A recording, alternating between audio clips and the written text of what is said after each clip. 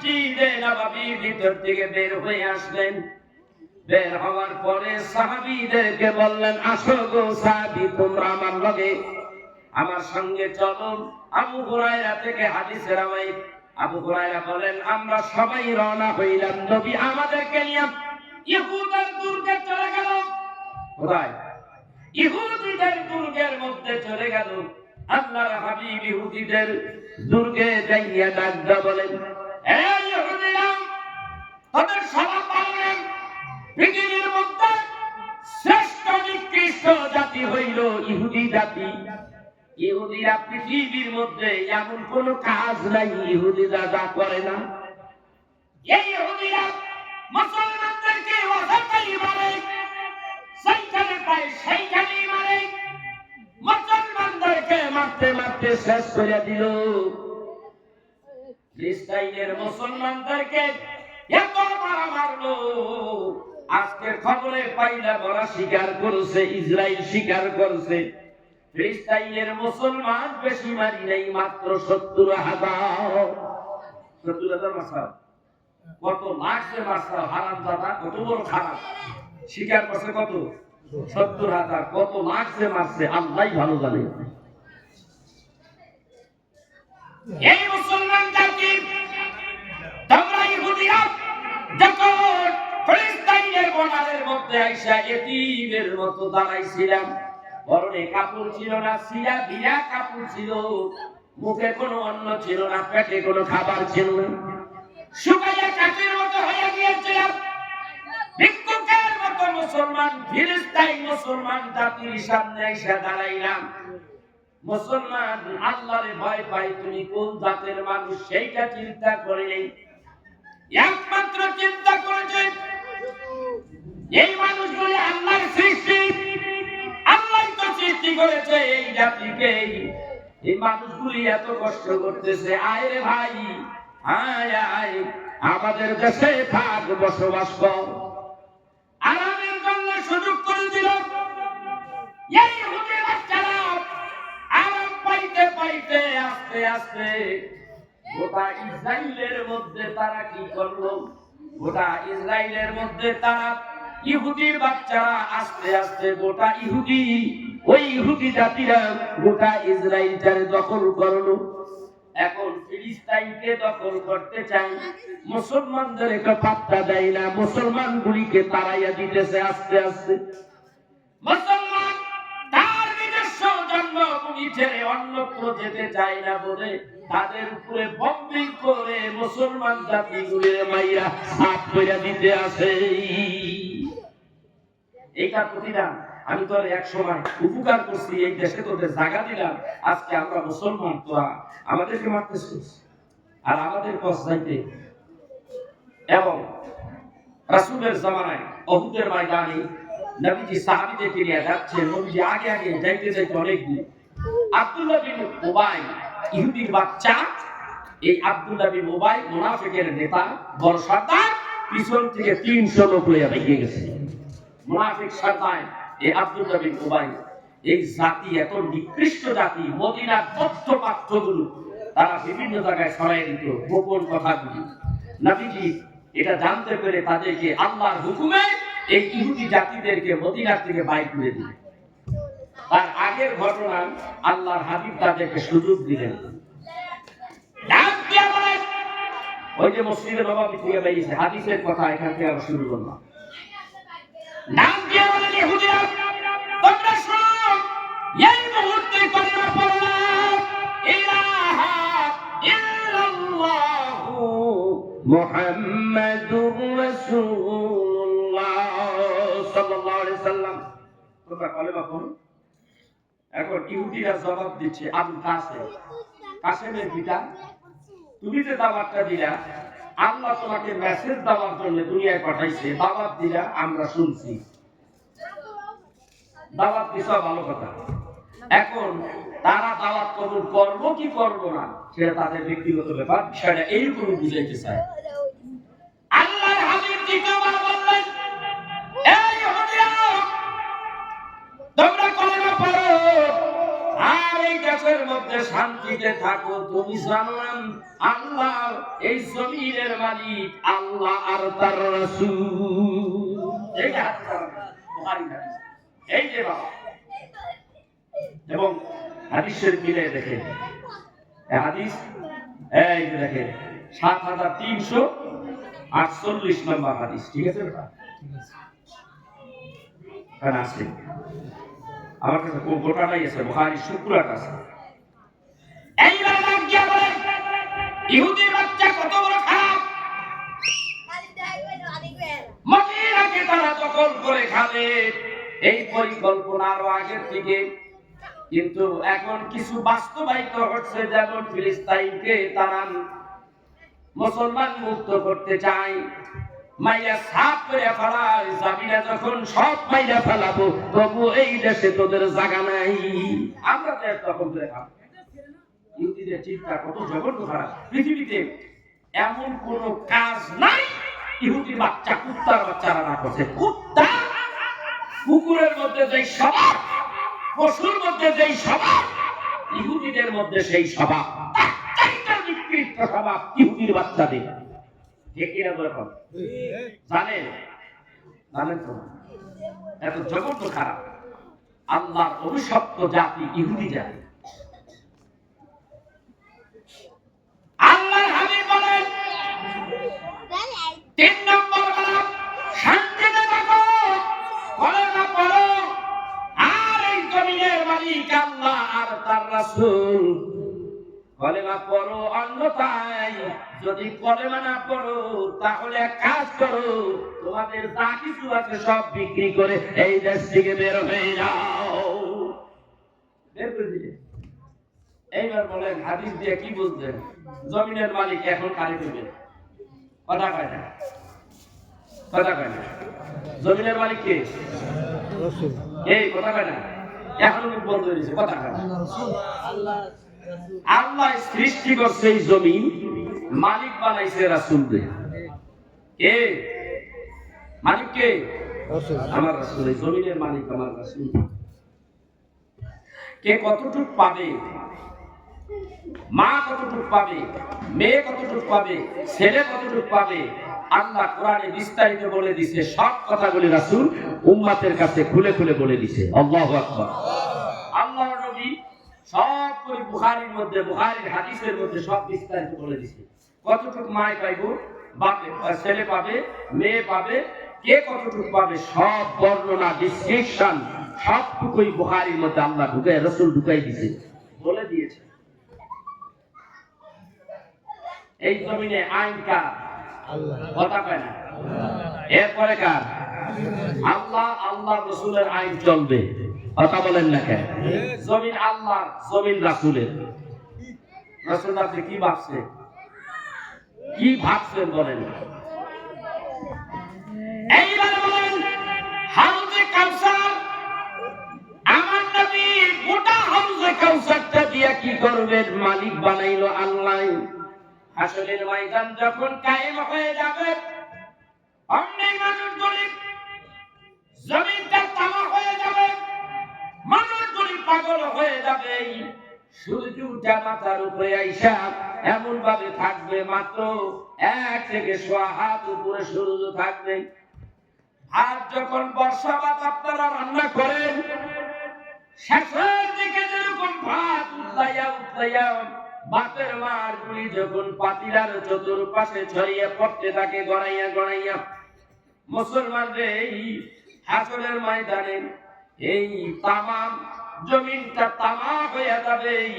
নিচের দিকে পাহাড় গরম হবে, উপরের দিকে তোমাকে সূর্য এত কাছে চলে আসবে, তার তাপে তোমার মাথার মগজগুলি টকবক করবে, চতুর্দিকে গলে গলে পড়বে, আর পানি তৃষ্ণায় তখন তুমি তা চেটে চেটে খাইবা। আল্লাহর কোরআন বলে।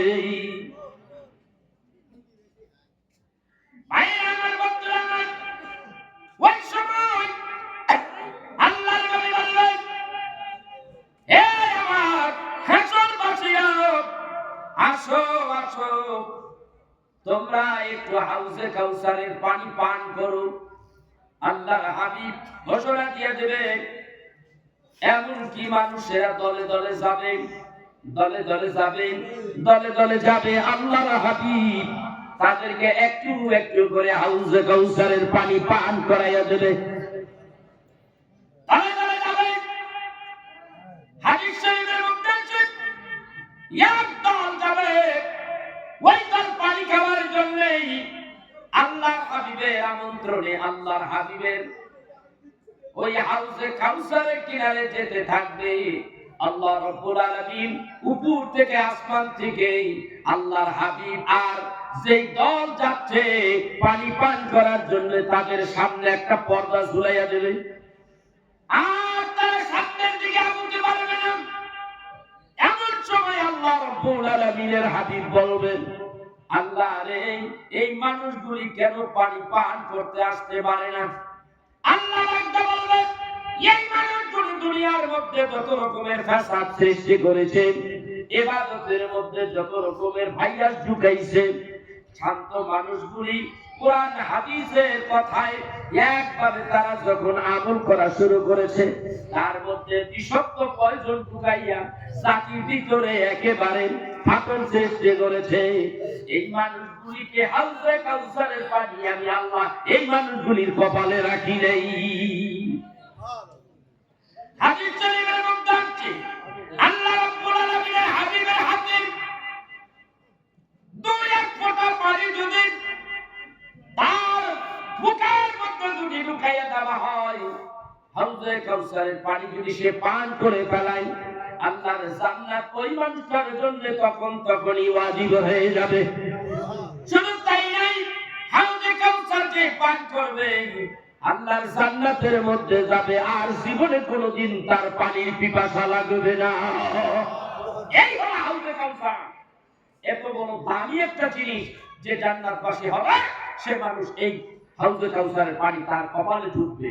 আর এই হাউজে কাউসারের পানির মালিক হলো আমার আল্লাহর হাবিব। সুবহানাল্লাহ বলেন। আল্লাহ বলেন, হাবিব, আমি আপনাকে এর দায়িত্ব দিয়েছি, আপনি এটার মালিক হয়েছেন, আপনি যারে খুশি তারে খাওয়াইবেন, কিন্তু মাছের মধ্যে কিছু জাতিরে খাওয়াইতে পারবেন না। সেইখানে আমি কি করব? বাধা সৃষ্টি করব। এই সেই বাধাওয়ালা লোকগুলি, মানুষ নানা দলের মানুষগুলি তখন পাগল পারা হয়ে যাবে, একটু পানি চাই, পানি পানি পানি। তখন তারা যেতে থাকবে, ইহুদি, খ্রিস্টান, নাসারা, বিভিন্ন জাতের লোকেরা তখন পাগল হয়ে যাবে। এরা কি রাসূলের হাতে পানি পাবে? আপনার ইনসাফে কি বলে? ওই সময় পর্দা পড়বে, এরা পাবে না। আখিরি পয়গম্বর তার উম্মতেরা এই পানি পান করবে আর পানি খাইবে, আর তারা জান্নাতের দিকে যেতে থাকবে। আল্লাহু আকবার কবীরা। ভাইরা আমার, বন্ধুরা আমার, সহিহ মুসলিম শরীফের হাদিস, বুখারী শরীফের মধ্যে আছে, হাসরের ময়দানে মানুষগুলি যখন দেখবে একেবারে 50,000 বছরের রাস্তা, হাসরের ময়দান 30,000 বছরের রাস্তা হবে পলসিরাতের বীজ। এই যদি হয়, এই 80,000 বছরের রাস্তা, 50,000 বছরের রাস্তা, মানুষগুলি পাগলের মতো হয়ে যাবে। তখন একটা সময় সবাই এক জায়গায় হইয়া বলবেন, আমরা কিভাবে এখান থেকে মুক্তি পেতে পারি? তাহলে আমাদের একজন ব্যক্তিকে ধরতে হবে। চলো যাই গো আমরা হযরতে সাইয়েদনা আবুল বাশার আদম আলাইহিস সালাতু ওয়াস সালাম কোথায়? আমরা তাকে যাইয়া বলি যে আদম নবীকে সমস্ত মানুষের উপরে তার গর্দানটা উঁচু হয়ে থাকবে, লম্বা শ্রেণীর মানুষ তার কাছে যাবেন। সমস্ত হাসরবাসীগুলি যাইয়া আদম নবীর চতুর্দিকে জড়ো হবেন। এ বাবা আদম, আদম নবী গো, আপনি হইলেন আবুল বাশার পয়গম্বর আদম আলাইহিস সালাতু ওয়াস সালাম, আপনি হলেন প্রথম নবী গো। আমরা আসি আপনার কাছে, এই হাসরের ময়দান থেকে আমরা কিভাবে বাঁচতে পারি, আমাদের ব্যাপারে আমাদের পক্ষ থেকে আল্লাহর কাছে আপনি একটু দরখাস্ত করেন, সুপারিশের ব্যবস্থা করেন। আদম আলাইহিস সালাতু ওয়াস সালাম বলবেন, আমি এই কাজের যোগ্য নই, কারণ আমার তো একটা ভুল আছে। কি আছে? ভুল। হাদিস শরীফ আছে। এই কথা আমি এই জন্য নিয়ে আসলাম, আল্লাহর হাবিব আপনার কোন কোন জায়গায় উপকার করবে, আল্লাহর হাবিবকে কেন আপনি মানবেন? মানলে জান্নাত পাবেন, না মানলে জাহান্নামী হবেন। ভাইরা আমার, বন্ধুরা আমার, সবাই যে যখন আদম নবীকে ধরবে, আদম নবী বাস একটা কথা বলে ফেলবেন, আমিও তো একটা ভুল করেছিলাম। আদম নবীর ভুল কি ছিল? কথা কয় না। কি ভুল ছিল? জান্নাতের মধ্যে আদম নবীকে আল্লাহ রাখলেন। আল্লাহ তাআলা জান্নাতের মধ্যে বাম পাজরের হাড্ডি দিয়া হযরতে হাওয়া আলাইহিস সালাতু ওয়াস সালামকে তৈয়ার করলেন। করার পরে দিয়েন আল্লাহ তাআলা বললেন, তোমরা দুইজনে জান্নাতের মধ্যে থাকো, খবরদার খবরদার লা তাকরাবা হাযিহিস শাজারা, ওই বৃক্ষটার কাছে যাইও না, আমি বলে দিলাম। শয়তান ইবলিস ওই যে আদম নবীকে চিন্তা করে নাই, সেই জন্যই তো ইবলিসরা আদম সন্তানের পিছনে দুশমনের মতো লেগে আছে। এবার দেখো আল্লাহ মানুষদেরকে জান্নাত দেবেন, আর আমি এমন কাম ঘটাইয়া দেব মানব জাতি দিয়া যেন তারা জাহান্নামে যায়, জান্নাত জানি নসিব না হয়। কিতাবের মধ্যে আছে আদম আলাইহিস সালাতু ওয়াস সালাম তার কাছে যাইয়া শয়তান সাপের রূপ ধরিয়া যাইয়া জান্নাতের মধ্যে যাইয়া বলেন, আদম রে যখন ধোঁকা দেয়, আদম বলে না, সম্ভব না, আল্লাহ কইয়া দিছে।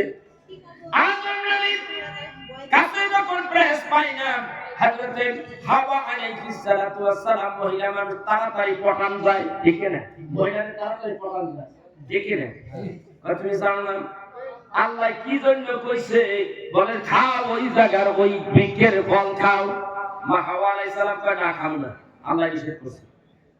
আরে এটা মিছা কথা, ওইটা খাইলে তুমি চিরকাল জান্নাতে থাকবা, আর বাইর হইতে হবে না, তাই নাকি? এই যে প্রমিস, তাই নাকি? আল্লাহর হাকিকত গোপন রাখছে, চিন্তা করছে আল্লাহ তাআলা তোমাদেরকে অচিরেই জান্নাত থেকে বের করে দেবে যদি ফল না খাও। চিন্তা করছে, তার মানে কি অচিরে বাইর করে দেবে? ঠিক আছে, এই কাম করাই যদি কি অচিরে বাইর করবো, কথা বুঝতে পারছেন না? ওটা ওর মধ্যেই বেরিয়ে গেল, অনেক লম্বা কথা।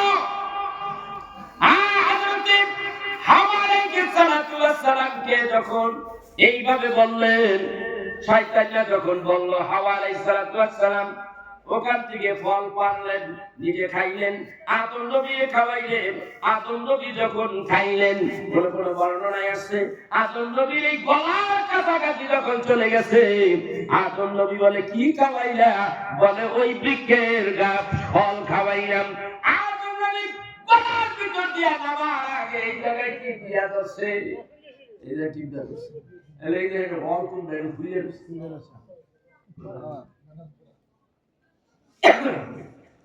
বাবু তো কিছুটা গেছে গা। আল্লাহ বলেন, আদম রে, আমি বলেছিলাম ওই বৃক্ষের কাছে যাইও না। আদম যখন ওই বৃক্ষের ফল খাইলাম, ফল যখন খেয়ে পালাইলা, আর জান্নাতে থাকতে পারবা না, বাইরে হও। এই জন্যই আদম নবী বলেন, এইটুকু শুধু ভুল করেছি, কোনো অন্যায় করি নাই। আল্লাহ রাব্বুল আলামিন আমাকে জান্নাতের ভিতর থেকে নামায় দিলেন, আর স্বামী স্ত্রীর মধ্যে, দুই দেশের মধ্যে দুইজনকে ফালাইয়া দিলেন। আমরা 350 বছর পর্যন্ত কাঁদলাম। কি বলে কাঁদলাম? রব্বানা যালামনা আনফুসানা ওয়া ইল্লাম তাগফির লানা ওয়া তারহামনা লানাকুনান্না মিনাল খাসিরিন। রব্বানা লা তুযিগ কুলুবানা বা'দা ইয হাদাইতানা وهب لنا من لدنك رحمة إنك أنت الوهاب. يا ভাইরা, আদম নবী এইভাবে কাঁদে আর এই দোয়া করে। এই দোয়ার কত দাম আপনি জানেন না? হাজী সাহেবরা যখন মক্কা নগরে যায় হজ করার জন্য বা উমরা করার জন্য, কাবা বাইতুল্লাহ শরীফকে যখন তওয়াফ করবেন, তখন এই তওয়াফের মধ্যে এই দোয়া আছে না নাই? আছে। রব্বানা যালামনা আনফুসানা ওয়া ইল্লাম তাগফির লানা। ওই জায়গায় কাবা বাইতুল্লাহ শরীফের যেই জায়গায় ঘরের দরজা থেকে পার হইলেই ওখানে দুরূদ শরীফ পড়তে হয়।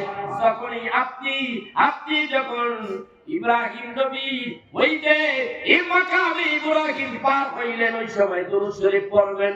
মোরটা যখন পড়বেন তখনই আপনার পড়তে হবে রব্বানা যালামনা আনফুসানা ওয়া ইল্লাম তাগফির লানা ওয়া তারহামনা লানাকুনান্না মিনাল খাসিরিন। এইভাবে দোয়া পড়তে হয়। আবার যখন সাফা মারওয়ার মধ্যে যাবেন, সাফা মারওয়ার মধ্যে যাইয়া রব্বানা যালামনা আনফুসানা পড়তে হয়। আবার যখন সেই আরাফার ময়দানে যখন যাবে সেইখানে যাইয়াও দোয়া করতে হয় রব্বানা যালামনা আনফুসানা ওয়া ইল্লাম তাগফির লানা ওয়া তারহামনা লানাকুনান্না মিনাল খাসিরিন। এই দোয়াগুলি মেন জায়গায় পড়তে হয়। তাইলে বুঝা গেল এই দোয়ার মহত্ব, এটা একটা দামি দোয়া।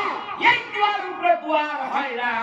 এই দোয়া পড়িয়া কোন আদম সন্তান যখন গুনাহ করিয়া যখন এই দোয়া করে হাত তুলিয়া আল্লাহর কাছে চোখের পানি ফেলাইয়া দিয়া কাঁদতে থাকে, আল্লাহর বান্দা যখন কয় রব্বানা যালামনা আনফুসানা ওয়া ইল্লাম তাগফির লানা ওয়া তারহামনা লানাকুনান্না মিনাল খাসিরিন, এই চোখের মধ্যে হাতটা মুখের সাথে লাগাইয়া দিয়া যখন মুছা দেবে, আল্লাহ ডাকতে কই যখন আরাফার ময়দানে যাইয়া এই দোয়া পড়িয়া যখন হাতটা যখন মুখের সাথে মুছা দেবে, আল্লাহ ডাকতে কই তোরে আমি তোর জীবনের সব গুনাহগুলি মাফ করিয়া আমি আল্লাহ তোরে আমি মাসুম বেগুনাহ বানাইয়া দিলাম।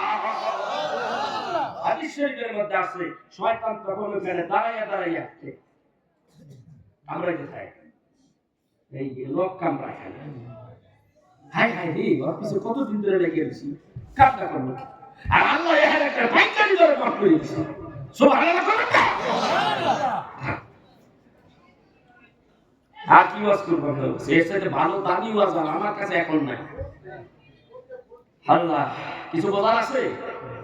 হ্যাঁ, এরপরও শাহজাদপুরের ভাইরা ঘরের মধ্যে শুয়ে রয়েছে, কি জানেন আপনি? কয় হুজুর ওয়াজ করবে কোন টাকা জানা তাই ও জানি করতে পারি, কি জানেন আসে আপনি জানেন দেখেন। এই যে আজকে কথাগুলি বললাম, আপনি বলেন 30 বছরে কি শিখছেন? ওয়াজ শুনছেন 20 বছর 25 বছর 30 বছর ওয়াজ শুনলেন, কি শিখছেন আমার একটু বলেন। আজকে যে শুনাইলেন এটা তো জানার দরকার, কথা হয় না, জানার দরকার আছে। আমি অন্যদিকে কিন্তু ওয়াজ করতে হবে। ওই যে সূরা আর রহমান তেলাওয়াত করছি, আমি চাইছিলাম সূরা আর রহমান থেকে তেলাওয়াত করছি, এইটার উপরে কিছু কথা বলবো। সূরা আর রহমান এর তাৎপর্য নিয়ে আমি আলোচনা করতে, খুব একটা দারুণ আলোচনা। আল্লাহ কেন ওই দিকে যাওয়া যাবে না, আমাকে আল্লাহ দিকে নিয়েছে। হ্যাঁ, আমি কোন দেশে ছিলাম, যাবো কোন দেশে, আল্লাহ আমার কোন দেশে নিয়েছে চিন্তা করছে। সুবহানাল্লাহ বলবেন না? এই জাতির জন্য এটা দরকার, এই জন্য আল্লাহ এখানে নিয়েছে। কথা আমার বাবারও সম্ভব না, আমারও সম্ভব না যে চাইলেই কথা বলতে পারবো। আল্লাহ তাআলা ওখান থেকে বাজেট যা করবে আমার মস্তিষ্কের মধ্যে আল্লাহ ঢুকিয়ে দেবে, ওখান থেকে আমি এইভাবে পারচেজ করবো, জবান দিয়ে বের করবো, সাপ্লাই দিতে থাকবো, আর আপনি শুনতে থাকবেন। যে শুনবে যে বুঝবে সে আমলের জন্য তার কাজে লাগবে। এই কথাগুলি আপনার দরকার। কথা বুঝতে পেরেছেন? আমি যখন হজে যাচ্ছি, তার আগে যখন হাজী সাহেবরা হজে যায়, যখন যাবে তখন কিন্তু তারা খুব একটা চিন্তিত হয়ে যায়, কোথায় কোথায় কোন দোয়া পড়তে হয়, এইগুলি দোয়াগুলি নিয়ে বড় চিন্তায় করে যায়, কেমনে কেমনে হ্যান্ডেল করতে চায়। ঠিকই না জোরে বল? এইখানেও তো আপনার কিছু বোঝার আছে, এখান থেকে তো আপনি শুনতে পারবেন, বুঝতে পারবেন। একদিন হজ করবেন, মক্কায় যাবেন, মদিনায় যাবেন, তখন এই কথাগুলি কাজে লাগতে পারে।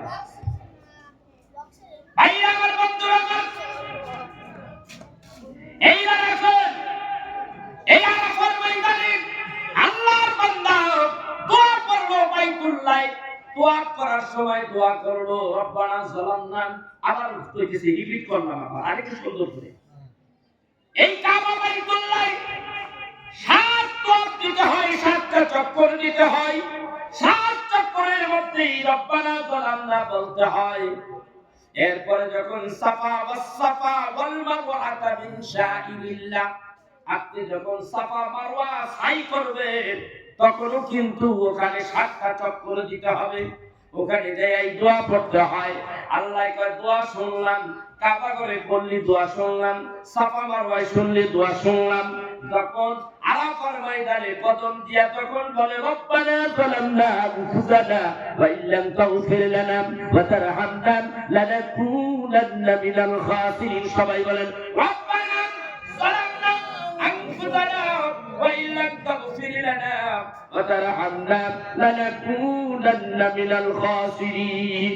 আরাফার ময়দানে যখন এই দোয়া করে আল্লাহ কয় এইবারও শুনলাম, যখন দোয়া করিয়া মুখের সঙ্গে এইভাবে হাতটা মুছে দেয় আল্লাহ কয় জীবনের সব গুনাহগুলি তোর মাফ করে দিলাম। আল্লাহু আকবার। কেন মাফ করবে আরাফার ময়দান? এই আরাফার ময়দানে মাফ করার কি ইতিহাস রয়েছে?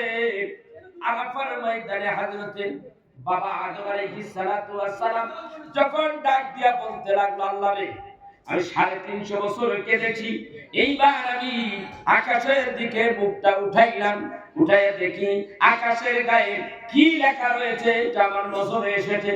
ভাইরা আমার, কোরআন শরীফের প্রথম বলিয়াদের মধ্যে এই কথাটা লেখা রয়েছে। বাবা আদম আলাইহিস সালাতু ওয়াস সালাম দেখে আকাশের দিকে তাকায়া দেখে নূরের অক্ষরে লেখা রয়েছে লা ইলাহা ইল্লাল্লাহু মুহাম্মাদুর রাসূলুল্লাহ সাল্লাল্লাহু আলাইহি ওয়াসাল্লাম। এই নামটা ডাকতে বলে, আল্লাহ রে আমি দেখতে পাচ্ছি তোমার নামের পাশে একটা নাম দেখতে পাই। এই জন্য কবি ডাক দেয়া বলে আদম নামে সর্বপ্রথম আমায় তুমি বানাইয়া তোমার নামের পাশে কাহার নাম গোরা কইলা লিখিয়া। আল্লাহ জবাব দেয়, বন্ধু আমার মুহাম্মাদের আমার সাথে জড়িত বন্ধু সৃষ্টি না হইলে আসমান জমিন না হইত। আমার হাবিবকে যদি আমি সৃষ্টি না করতাম আদম রে, আমি আল্লাহ তাআলা কিছুই সৃষ্টি করতাম না রে। এ আদম তুই জানোস না এইটা আমার কেমন বন্ধু? আমি 1,24,000 বড় 3,36,000 বড় কোন পয়গম্বর আমি সৃষ্টি করতাম না, আসমান বানাইতাম না, জমিন বানাইতাম না। লাউলা কালামা খালাকুন নার, আমি আগুন বানাইতাম না, জাহান্নাম বানাইতাম না। লাউলা কালামা খালাকুল জান্নাত, আমি জান্নাত বানাইতাম না যদি আমার বন্ধুরে না বানাইতাম। এক কথায় লাউলা কালামা খালাকুল আফলাক, আমার হাবিবকে যদি আমি না বানাইতাম আমি আল্লাহ তাআলা কিছুই বানাইতাম না রে। আমি আল্লাহ তাআলা আমার হাবিবুল্লাহ নবী যেই নবীর দেওয়ানা আমি আল্লাহ নিজে, সমস্ত পয়গম্বররা আমার দেওয়ানা, আর আমি আল্লাহ আমার এই হাবিবুল্লাহ নবীর দেওয়ানা। ওই হাবিবের নামটাই আমি আল্লাহ আমার পাশে রেখে দিয়েছি। আদম আলাইহিস সালাম হাত তুললেন, হাত তুলিয়া ডাক দেখো আল্লাহ রে রব্বানা যালামনা আনফুসানা ওয়া ইল্লাম তাগফির লানা। এর মানে হলো আমি যত নফসানিয়াতের যত অপরাধ করেছি, আমি জুলুম করেছি, সবগুলি তুমি আমারে maaf করে দাও। ও আল্লাহ উসিলা দিলাম, আল্লাহ রে তোমার বিশেষ হাবিব তোমার নামের পাশে যার নাম ওই নামের উসিলা দিয়ে maaf চাইলাম। আল্লাহ রে তোমার হাবিবুল্লাহ নবীর খাতিরে আমি আদম নবীরে তুমি maaf করে দাও। আল্লাহ বান্দা বলে আদম রে আমার হাবিবের নামের উসিলা দিয়ে যখন নাম আমার কাছে ক্ষমা চাইলি, ওরে আদম আমি আল্লাহ তাআলা তোরে maaf করে দিলাম। আল্লাহু আকবার। আদম রে আমার হাবিবকে কি তুমি দেখো নাই? জিকরে হাসির কিতাবের মধ্যে আল্লাহ মুফতি শফি বলেন আমার আল্লাহ তাআলা তখনই বলে দেয় আদম রে ভালো করে খেয়াল করো, এই নামটা কি জান্নাতের কোন জায়গায় দেখছাও? আল্লাহর নবী হযরতে আদম আলাইহিস সালাম বলে আমি দুনিয়ার পেশারি একজন ব্যক্তি, আমি পয়গম্বর দুনিয়ায় 350 বছর কেটেছি। আবার একটু খেয়াল করতেছে, খেয়াল করতে করতে হঠাৎ তার মনে পড়ে যায় আল্লাহ গো তুমি তো আমারে সৃষ্টি করলা, আমারে বানাইয়া জান্নাতের মধ্যে জায়গা করে দিলা, জায়গা করার পরে জান্নাতের মধ্যে তুমি আমার সিজদার মধ্যে রাখলা, আমি সিজদায় পড়ে রইলাম। এরপরে হাদিস শরীফের মধ্যে আছে নবীজি হযরতে আদম আলাইহিস সালাম এইবার মাথাটা তুললেন, ছায়া দেখে আরশে আজিমের গায়ে লেখা লা ইলাহা ইল্লাল্লাহু মুহাম্মাদুর রাসূলুল্লাহ। আল্লাহর ডাক দেবে, আল্লাহ এটা কার নাম? তোমার নামের পাশে বলে আমার হাবিবের নাম। জানেনা বানাইলে আমি আল্লাহ কিছুই বানাইতাম না। এ আদম, এইটা আমার হাবিব হযরতে আদম নবী প্রশ্ন করেন, মা হাযা বাহাদান, এটা কার নূর গো আল্লাহ? আমার নবী ডাক দিয়ে বলেন, এটা হলো হাযা মুহাম্মাদুর রাসূলুল্লাহ সাল্লাল্লাহু আলাইহি ওয়াসাল্লাম। এটা হলো আমার হাবিব মুহাম্মাদুর রাসূলুল্লাহর নূর, আমার বন্ধু। আল্লাহ গো, যদি তাই হয় আল্লাহ গো, তাহলে আল্লাহ তুমি ওই হাবিবুল্লাহ নবীর খাতিরে আমি আদম নবীরে কবুল করো। আল্লাহ ডাকতে কয়, আদম তুমি হইলা পয়গম্বর, তোমার ভিতরে নবুয়ত দিলাম। আল্লাহু আকবার বলবেন না? এ আমার ভাইরা, এই তত্ত্ব পাঠ্য যদি আমি বলতে যাই সারা রাত শেষ হয়ে যাবে, তবু ওই কথাগুলি সারমর্ম শেষ হবে না, বলে বলে শেষ করতে পারবো না। ভাইরা আমার, বন্ধুরা আমার, এত কথা হলো, মূল কথা হলো আল্লাহ তাআলার কাছে আমি একটা ভুল করে ফেলেছিলাম, যার কারণে এই তো সেই ভুলের কথা আমি বললাম, যার কারণে তোমাদের হাসরবাসী তোমাদেরকে সুপারিশ করার ক্ষমতা আমার নাই। আমি আল্লাহর কেমনে বলবো? আমি নিজেই বলতেছি ইয়া নাফসি ইয়া নাফসি, আমি নিজেই নিজের নিয়ে বড় টেনশনে আছি। এই রাত যারা দৌড়াইয়া চলে গেলেন, আদম নবী বলেন, যাও নূহ নবীর কাছে। সব মানুষগুলি নূহ নবীর কাছে যাবে, নূহ নবীর চতুর্দিক দিয়ে ধরবে, চতুর্দিকে তার পাশে দিয়ে জড়ো হবে। নূহ নবীরে যায় বলবে, ইয়া নূহ, তুমি বলো, তুমি শিগগির আমাদেরকে তাড়াতাড়ি তুমি আমাদেরকে সুপারিশ করে ব্যবস্থা করো। নূহ নবী ডাক দেয় বলবে, এই কাজের উপযুক্ত আমি না। ও বাবা আমার, বন্ধুরা আমার, বড় বিপদের সময় হাসরের ময়দান বিভীষিকাময় একটা জায়গা। চিন্তা করো কিভাবে তুমি হাসরের ময়দানে পার হবা বাবা, বড় চিন্তার বিষয়। নূহ নবীর কাছে যাইলে নূহ নবী বলবে, না না, আমার তো একটা ভুল আছে। কি ভুল আছে? বলে, যখন পানিতে কিস্তির মধ্যে যখন আমি ছিলাম, সমস্ত জাতিগুলি যখন পানিতে তলিয়ে যাচ্ছিল, পাহাড় পর্বত নদী নালাগুলি পানিতে ভরপুর হয়ে যাইতেছিল, তখন আমি দেখি আমার ছেলেটাও নূহ নবীর ছেলে ছিল কেনান, কেনান ছিল কাফের। এই কাফের যখন পানির ভিতরে ঢেউয়ের মধ্যে তলাইয়া যাচ্ছিল, আমি নূহ তখন বলেছিলাম, আল্লাহ রে, আমার ছেলে কিন্তু ডুইবা যাইতে আছে। আল্লাহ এই ছেলের পরিচয় তুমি দিও না, এ তোমার আহাল নয়, লাইসা বিন আহালি, এই ছেলে কিন্তু তোমার আহাল নয়। এর যদি তুমি আহাল বলে পরিচয় দাও, তাহলে পয়গম্বরীদের খাতার থেকে আমি আল্লাহ তোমার নাম কাইটা দেব। হযরতে নূহ নবী বললেন, আল্লাহ চুপ হয়ে গেলেন। এইবার ভাইরা আমার, নূহ নবী বলে, আমি এই একটা ভুল করেছিলাম, এর জন্য আমি ইয়া নফসি বলতেছি, অতএব আমি এখানে কিছুই করতে পারবো না। তোমরা একটা কাজ করো, হযরতে মুসা নবীর কাছে যাও। মুসা নবীর কাছে যাবে, মুসা নবীর কাছে গেলে এইবার দেখো আল্লাহর পয়গম্বর মুসা নবী গো, তোমার কাছে জিবরাইল আসছে। আমার নবীর পরে সবচাইতে বেশি বার তুমি জিবরাইল তোমার কাছে এসেছে, তোমার কাছে 400 বার জিবরাইল আসছে। ও হযরতে পয়গম্বর ইব্রাহিম মুসা আলাইহিস সালাতু ওয়াস সালাম, আমাদেরকে সুপারিশ করো। মুসা নবী ডাক দেয়া বলবে, আমার দ্বারা সম্ভব না, আমারও কিছু ভুল ত্রুটি আছে। কথা বলেন, আমারও কিছু ভুল ত্রুটি আছে, তাই আমি ইয়া নফসি বলি। বিস্তারিত কথা বলতে গেলে অনেক লম্বা হয়ে যাবে। চলে যাও হযরতে ইব্রাহিমের কাছে, সবাই চলে যাবে ইব্রাহিম নবীর কাছে। ইব্রাহিম নবী বলবে, চতুর্দিকে যখন ইব্রাহিম নবীকে ধরবে, চতুর্দিকে জড়ো হবে। ইব্রাহিম নবী গো, হাসরের ময়দান বড় বিপদের জায়গা। এই ইব্রাহিম, আল্লাহর খলিল, তোমার সঙ্গে আল্লাহর একটা বন্ধুত্ব ছিল, মেহেরবানি করে আমরা হাসরবাসীকে তুমি সুপারিশ করে জান্নাতের যাওয়ার ব্যবস্থা করে দাও। হযরতে ইব্রাহিম নবী বলবে, আমার দ্বারা সম্ভব নয়, আমারও কিছু ভুল আছে। গুনাহ না, কি নাই গুনাহ না, ভুল এক জিনিস, গুনাহ এক জিনিস। কি ভুল হলো? হযরতে ইব্রাহিম নবী ভুল ছিল 3টা, কিন্তু কোনোটাই ভুল না। আমি যদি এই কথা বলতে যাই লম্বা ইতিহাস হয়ে যাবে। ইব্রাহিম নবী যখন ওই দেবালয় কাফেরদের মূর্তি ভাঙছে। আপনারা এই ইতিহাস জানেন কিনা? মূর্তিগুলি ভাঙলো, ঘরের ভিতরে ঢুকছে, সাইয়া দেখে কাফের গোষ্ঠী এই যত নমরুদ আছে, নমরুদ সব কিছু মানুষদেরকে লইয়া একটা মেলার কাছে চলে গেছে। মেলা মজমা মিলাইছে, মেলাটার নাম হলো ওকাজের মেলা।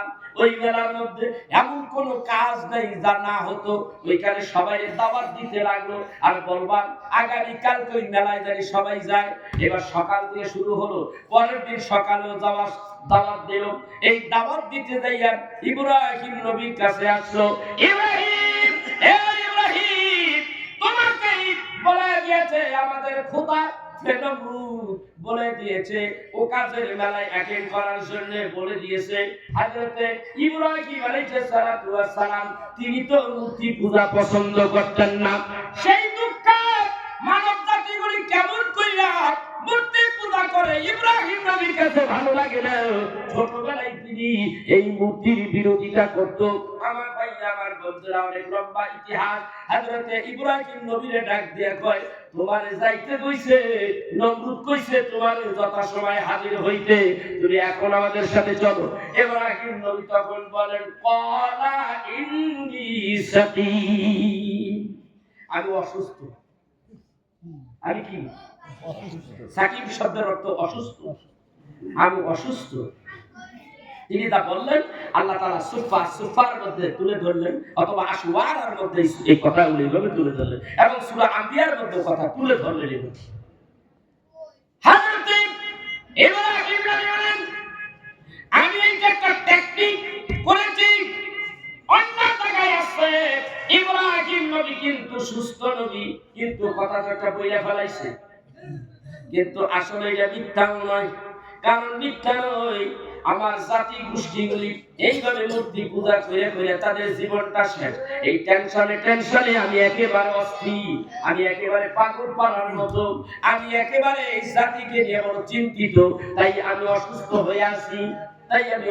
হয়ে আছি, এই হলো কথা। আর এমন কাজ করার দাওয়াত দিতেছে, ওইখানে আমি তো জীবনও যাব না, ওখানে আমি জীবনও যাব। কিন্তু তার কারণে তিনি এই কথাটা বললেন। এরপরে তারা ওখান থেকে চলে গেল, তারাও কাজের মেলায় সবাই হাজির। তিনি একটা কুরআন লইয়া একেবারে মূর্তির দেবালয় ঘরের ভিতরে ঢুকিয়ে দিয়ে সব করারে আগে ভাঙ্গার আগে কইছে একটা সুযোগ করে দিছে। ভাঙ্গার আগে কি করছে? সুযোগ তো দেওয়ার উচিত।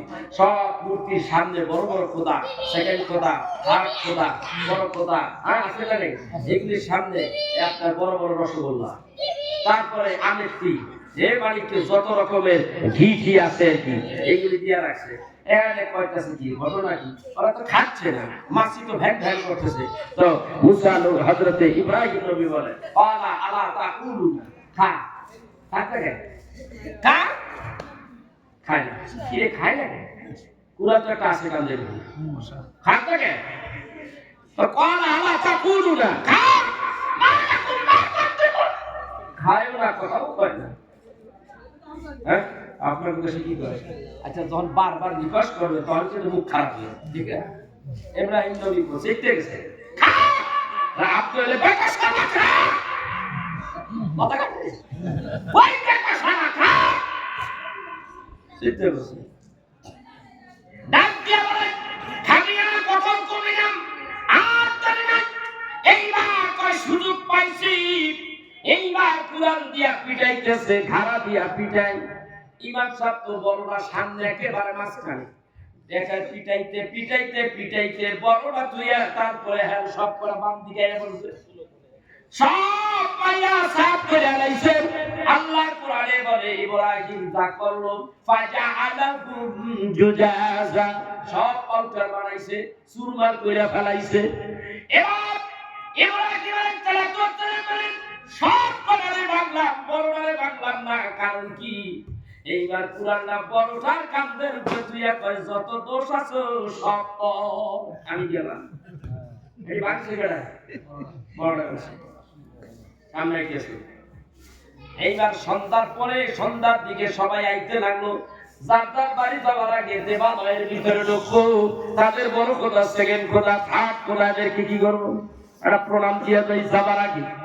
পাবলিক খুব চালাক, শেষে আসে মাহফিল খুব সাদা কেন মানুষ ধরে দেব কথা বুঝতে পারছেন এই কি অবস্থা দেশে হইল দেখি হাই রে কত কষ্ট করে বাস করতে হ্যাঁ কত দিক দিয়ে পেঁচাইয়া কথাগুলি নিয়ে গেছি হ্যাঁ আরে মাগনা বাস পেয়েছে তো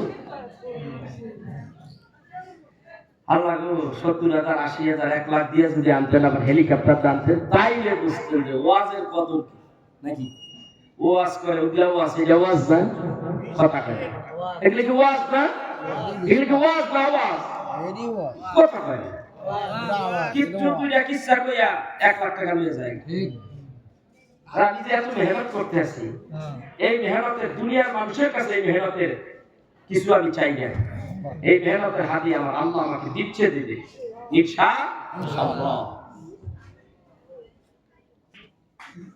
সব মানে তুলে আয়া দেওয়ালের মধ্যে ঢুকলেই হাই হাই এই কি সব পাঞ্জা যখন সাফ করে দিছে আরেকটা ভাইছে লগে দুইটা নসে ভাই এটা হইছে কি কে বাংলো রে হায় হায় আমাদের খোদাগুলি রে কে বাংলো ইব্রাহিম নবী টেকনিকটা কি দেখে কে ভাঙলো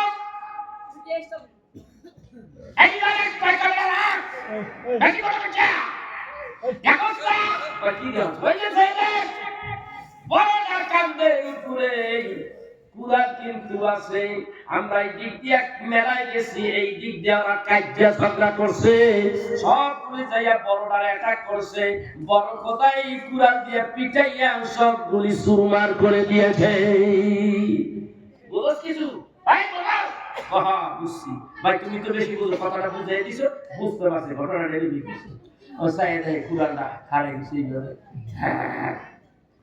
জিল্লাটা ভাই ভালো রে হে ভগবান আর থাকা যাবে না দৌড় মারছে বাড়িটা আমারই দিব নামরুদের কাছে দৌড়ে একটা খোদা রে কি হইছে ছোট খোদায় বড় খোদারে অ্যাটাক করছে বড় খোদায় রাগ করিয়া ছোট খোদা বলি রে কুড়ালের খারাপ দিয়া পিটাইয়া সুরমার করিয়া দিছে ও খোদা তুমি দেখছনি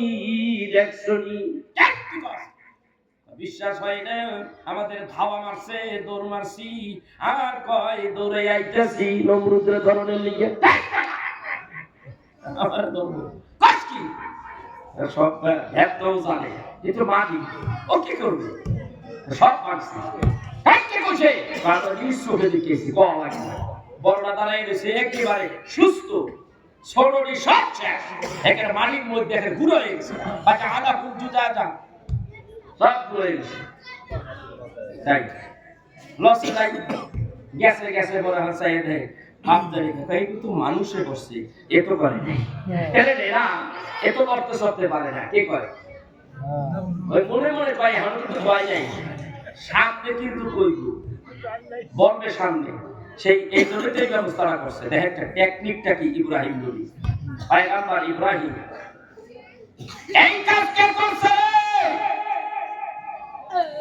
হ্যাঁ নমরুদ ডাক্তার কে করছে একজনকে বলেছিলাম হেলিলাম শহর এই জায়গার মধ্যে কোনো মানুষ থাকতে পারবে না সবাই জানে মেলায় যায় তোরা কি দাওয়াত ঠিক মতন দিছো দিছি তাই এই কামটা কে করলো বলে দাওয়াত দিতে গেছিলাম সবাই গেছে একটাই কয় আরেকজন যাই নাই সবাই গেছে বলছে কে বলে তারে বলা হয় ওয়াকালু লাহু ইব্রাহিম তাকে ইব্রাহিম বলে ডাকা হয় ইব্রাহিমের ডাক ওই দিকে ইব্রাহিমের আইগে বাচ্চাদের চুপ করে বলেছে চুপ করে বইয়া এখন চিন্তা করতেছে কাম তো খান করে দিয়েছি কাফেরের গোষ্ঠীর আত্মার মধ্যে আমি হাত দিয়ে বলেছি এইবার তো আমার সার বলে এতদিন মুখ দিয়ে যা পাশে কইছে এইবার তো হাত তুলবে আল্লাহর কাছে হাত তুলিয়া দিলেন হাত পিছাইয়া ডাক দিয়া বলেন আল্লাহ এমন কাজ করেছি এই কাফেরের গোষ্ঠীরা কিন্তু আমারে ছাড়বে না। আল্লাহ গো, তুমি কইলা হক, তুমি কইলা আমার প্রধান, আর ওরা মাটি দিয়া মূর্তি বানাইয়া তার সামনে সিজদা দিয়া তাকে ইবাদত করে তাদের আমি তোমার হুকুমেই কিন্তু সব ভাঙিয়া চুরমার করে দিয়েছি। ওরা কিন্তু আসতেছে গো আল্লাহ, তুমি কিন্তু আমার সঙ্গে ঠাই করে আল্লাহ। এই কথা বলিয়া ইব্রাহিম নবী কাইদা ফেলাইছে। আল্লাহ ডাকতে হাবিব ও ইব্রাহিম খলিল কাইদো না, কেঁদো না গো ইব্রাহিম কেঁদো না, চিন্তা করো না, আমি তোমার সঙ্গে আছি, চিন্তা করো না। ওয়ালা তাহিনু ওয়ালা তাহজানু ওয়া আনতুমুল আ'লাউনা ইন কুনতুম মুমিনিন। আল্লাহ যদি মুমিন হও, যদি মুমিন হও, আমি আল্লাহ তাআলা বিজয় তোমাদের হাতে রাখছি। আল্লাহু আকবার বলবেন না? আমার ভাইয়া, মুসলমান জাতি যখন বিপদে পড়েছে তখনই কিন্তু আল্লাহ রাব্বুল আলামিন তাদের সাহায্য করছে, করে নাই? করে নাই কি? আমার ভাইরা, এই তো ঘুরে আসলাম মক্কা মদিনা থেকে প্রায় 2.5 ঘন্টা লাগে বদরের প্রান্তরে। সর্বপ্রথম জিহাদ শুরু হয়েছে বদর থেকে। বদরের প্রান্তরে গেলাম, বদরের প্রান্তরে যাইলাম, একটা বালুর পাহাড় পাইলাম, ওই বালুর পাহাড়ে গেলাম। যাওয়ার পরে দেখি এই বদরের পাহাড়ের উপরে 1000 ফেরেশতা নামছে। আল্লাহর নবী যখন দেখে মুসলমানদের বিজয় একেবারে চলে যাচ্ছে, মুসলমানরা মরে যাবে, নবীজি একটা মুসলমান দেখতে পাই না, একটা সাহাবীও যখন দেখতে পাই না, অমনি যখন কান্না শুরু করে দিল, আল্লাহর নবীরে ডাক দিয়া বলে, জিবরাইল রে, আমার হাবিব রে বল, আমার হাবিব জানি কাঁদবে না, আমার হাবিব রে বল কাঁদবে না। আল্লাহ তাআলা বলে দিলেন, ওয়া কানা হাক্কান আলাইনা নাসরুল মুমিনিন। ও হাবিব, আপনাকে আপনার উম্মতগুলিকে জিহাদের ময়দানে জিতিয়ে দেওয়া আমি আল্লাহর জন্য ওয়াজিব হয়ে গেছে। আল্লাহু আকবার। সবগুলি বুখারীর মধ্যে আছে, কিতাবুল মাগাজির মধ্যে আছে। বাইরে আমার বন্ধুরা আমার, তখন যান আল্লাহর নবীকে যখন এই কথা বলে আশ্বস্ত দিতে লাগেন, হাবিব হাত তুলিয়া কাঁদে, কিন্তু কোনো কথা কয় না, শুধু কাঁদে আর কাঁদে। জিবরাইল বলে, ইয়া রাসূলুল্লাহ কাঁদবেন না, কান্না বন্ধ করেন। জিবরাইল তো হযরতে নবীজি কোনো কথা শুনে নেন। আল্লাহ তাআলা বলেন, তিনবার আমি তোমাকে আমার হাবিবুল্লাহ নবীর কাছে পাঠাইলাম, তোমার কথা সে শুনলো না।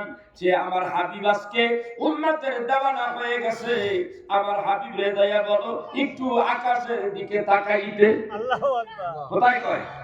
কই থেকে কয়? আকাশে।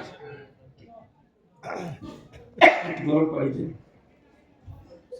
এবার আকাশের দিকে চাইছে। হাবিব আমার আকাশের দিকে চাইয়ে দেয়, আকাশ ভরিয়ে গেছে গা ফেরেশতা ফেরেশতা। এই ওয়াজটা আমি অন্যদিন করবো। আজকে শুধু সামান্য একটু কথা, আল্লাহ সাহায্য করে এই কথাটা এখানে উঠে ধরলাম, এটা বুঝে মারো। এখন এই জন্য এই কথাটা তুলে ধরলাম। আল্লাহ তাআলা বলতেছে, হাবিব আপনি চিন্তা করেন না, ব্যবস্থা করে রাখছেন। তো আমি উপরে রাসূল বলেন, আমি চাইয়ে দেখি আকাশে নিচে জমিনের সৈন্যের উপরে আমি চাইয়ে দেখি শুধু ফেরেশতা ফেরেশতা হয়ে গেছে। মুসলমানের সংখ্যা 313 জন, কাফেরদের সংখ্যা 1000। এই 1313 জন যদি ঘিরা ধরে তাহলে দেখা যায়। ওই চিত্রটাই রাসূল দেখা একেবারে আমার নবীজি একটু অন্যরকম হয়ে গেছে। আল্লাহর হাবিব তখন কাঁদতেছিলেন। আল্লাহ হাবিব কান্দে আর আল্লাহ তাআলা কাঁদে, হাবিব কান্দে, আমার তো সহ্য হয় না। জিবরাইল জল দিয়ে যা, এরপর পানি ফালাইছো কেন? এখন রাসূল আরবি সাল্লাল্লাহু আলাইহি ওয়াসাল্লাম বলেন, আল্লাহ বলেন যে আমার হাবিব আজকে কেমন যেন হয়ে গেছে। আমার হাবিব আকাশের দিকে চা, আকাশের দিকে না চাইলে আমার হাবিব আজকে শান্ত হবে। চাইলে ফেরেশতা ভর্তি হয়ে গেছে। আল্লাহ একদম হাবিব চিন্তা করবেন না, এই ফেরেশতা গুলি দিয়া আপনার উম্মত গুলিরে আজকে বদরের ময়দানে জিতিয়ে দেব। আল্লাহ বলেন, ইদ তাস্তাগিসুনা রাব্বাকুম ফাস্তাজাবা লাকুম আন্নী মুমিদ্দুকুম বিআলফিন মিনাল মালাইকাতি মুরদিফিন।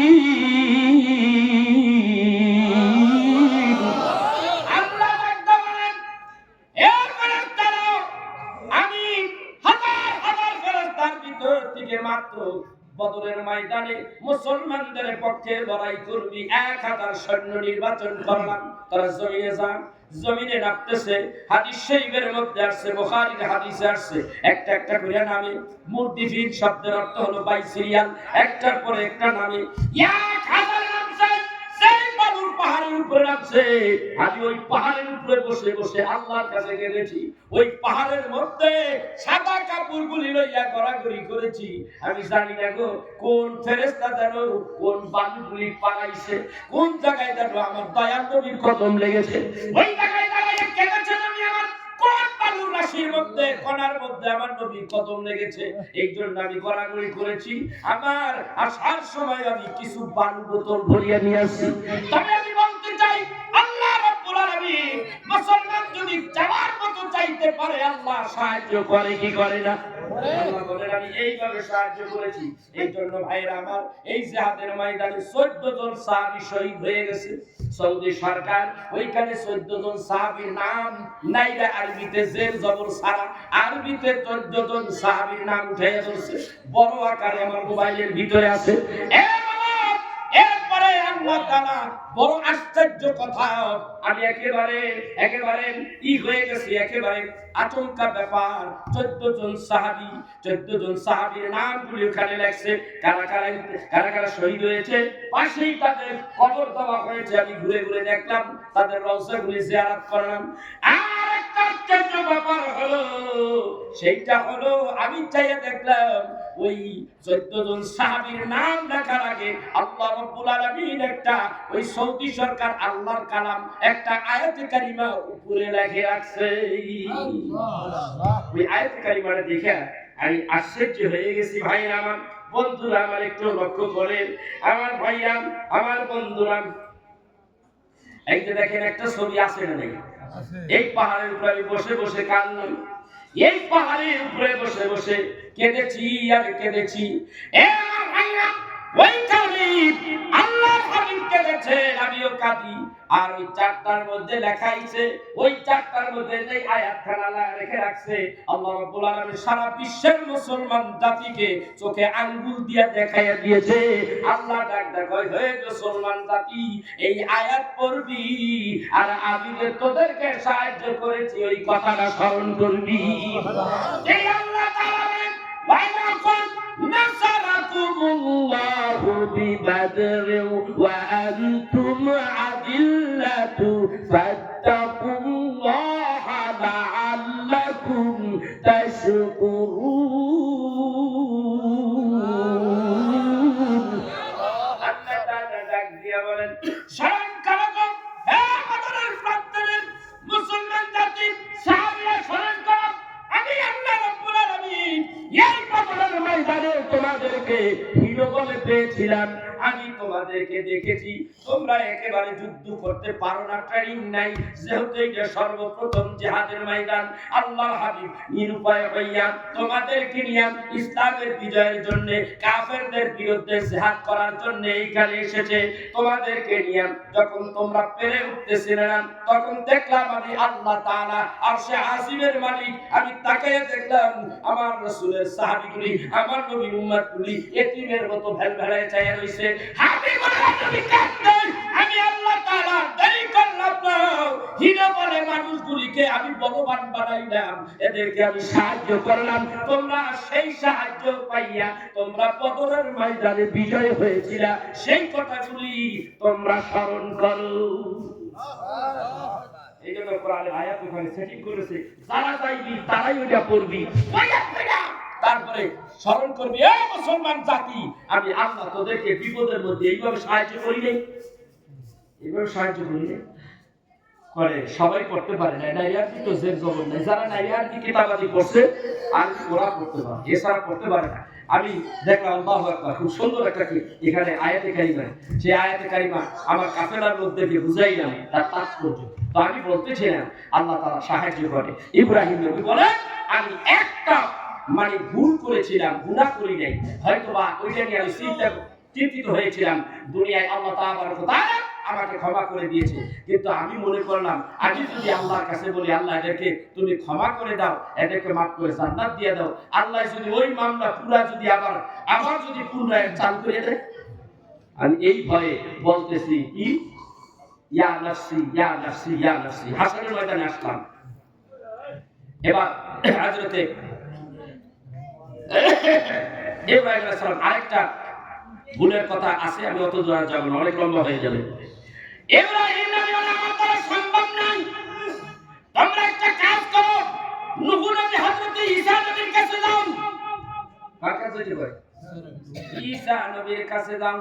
ঈসা নবীর কাছে যাওয়া হলো, সমস্ত হাসরবাসী বলে ঈসা নবীকে চতুর্দিক দিয়ে গ্রাউ করে রাখবে, দেখে বলবে ও ঈসা বললাম আপনি বলেন আল্লাহর রূহ, আল্লাহর রূহ বলেছেন হয়ে যাও, অমনি আপনার জন্ম হয়ে গেছে, রূহ এসে গেছে, আপনি দুনিয়ায় আসলেন, আপনার পিতা নাই, আল্লাহ তাআলা কুদরতি ভাবে আপনারে তৈরি করেছে, তাই তো আপনার নামের পিছনে রয়েছে ঈসা রূহুল্লাহ।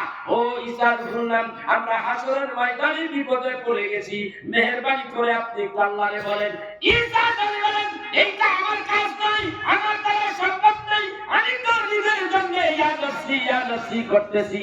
তোমাদেরকে এইবার হাসরবাসীরা ডাক দেবে, আর কত দৌড়াবো, আর কার কাছে যাব? ঈসা নবী এই কথা শুনিয়া ঈসা নবী ডাকটা বলে আমি একটা সুসংবাদ দিয়ে দেই, তোমাদের আর নৈরাশ হতে হবে না, এমন একটা জায়গায় চাইতে বলবো, তার কাছে চলে যাও, তার কাছে যখন চলে যাবা তুমি নৈরাশ হবে না, এমন একটা ঠিকানা দিয়ে দেব, ওখানে চলে যাও, তোমরা জলদি করে চলে যাও। আখিরি পয়গম্বরদের পয়গম্বর, রাসূলদের রাসূল, সাইয়্যিদুল মুরসালিন, ইমামুল মুরসালিন, খাতামান নবিয়্যিন, হুজুরে আকরাম, রাসূলে খোদা, সাইয়্যিদিনা হাবিবানা মাওলানা মুহাম্মাদুর রাসূলুল্লাহ সাল্লাল্লাহু আলাইহি সাল্লাম, ওই নবীর কাছে যাও, তোমরা নৈরাশ হবে না।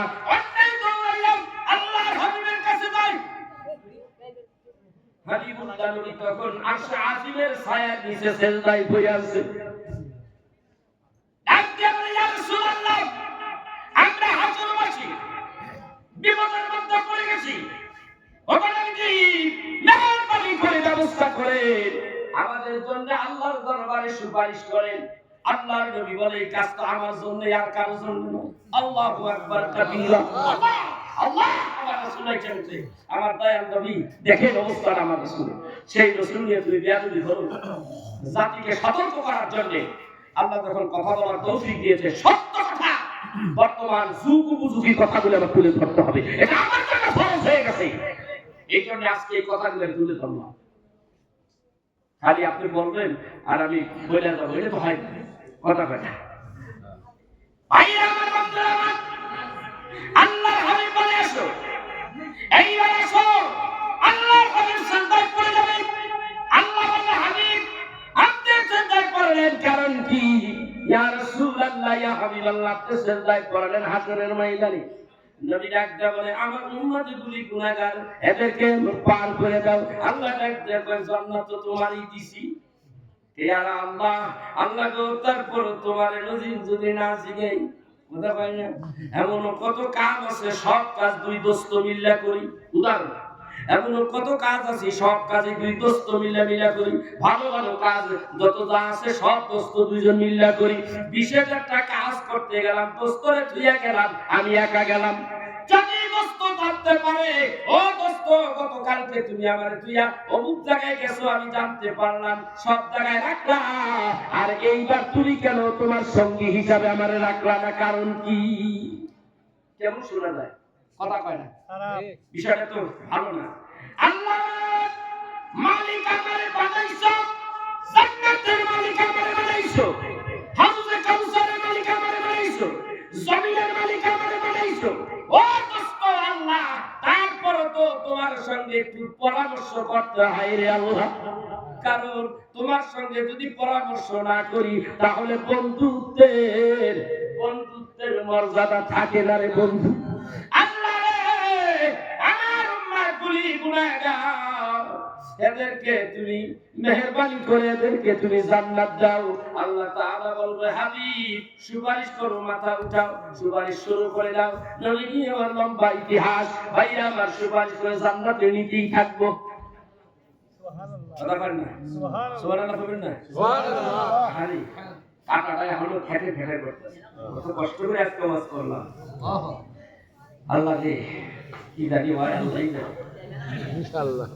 ভাইয়া আমার বন্ধুরা আমার, হযরত রাসূল আরবি সাল্লাল্লাহু আলাইহি ওয়াসাল্লাম সবগুলি নিয়ে গেল, কিন্তু গুনাহগার উম্মতগুলি ধাপে ধাপে এখনো রইয়া গেছে।